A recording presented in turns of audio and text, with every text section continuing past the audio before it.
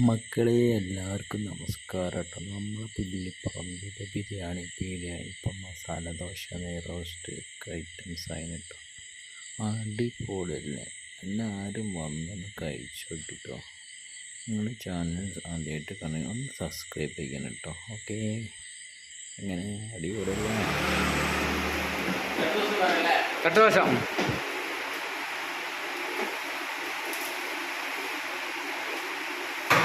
കട്ടുദോശ എത്ര? രണ്ടെണ്ണം മൂന്നെണ്ണോ? മൂന്നെണ്ണം വേണോ? രണ്ടെണ്ണം മതിയെന്നില്ലേ?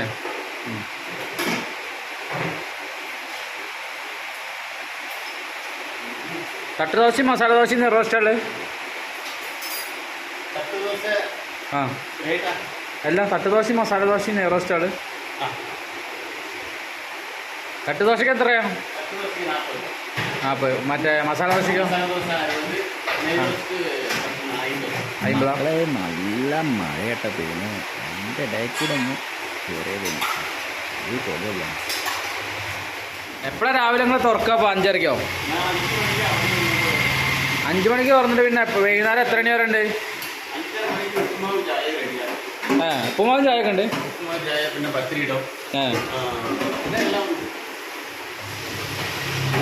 രാത്രി എപ്പോഴാണ് അടയ്ക്കുക?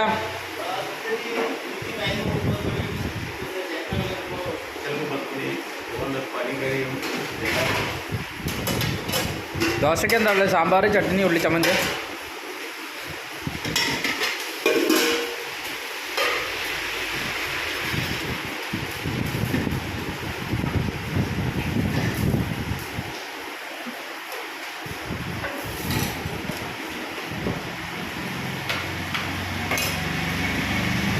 മക്കളെ നല്ലൊരു ദോശക്കട തുടങ്ങിയിട്ട് നമ്മൾ പുല്ലിക്കട ഒരു അടിപൊളി ചട്ടി കേട്ടോ.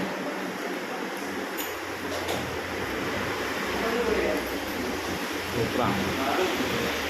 പിന്നെന്താ ഉള്ളിച്ചമ്മന്തി.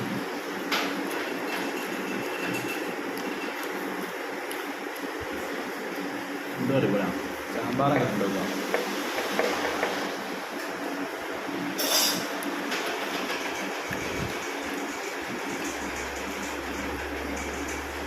സാമ്പാർ അടിപൊളിയായിട്ട് എന്ത് ടേസ്റ്റാണ് കേട്ടോ.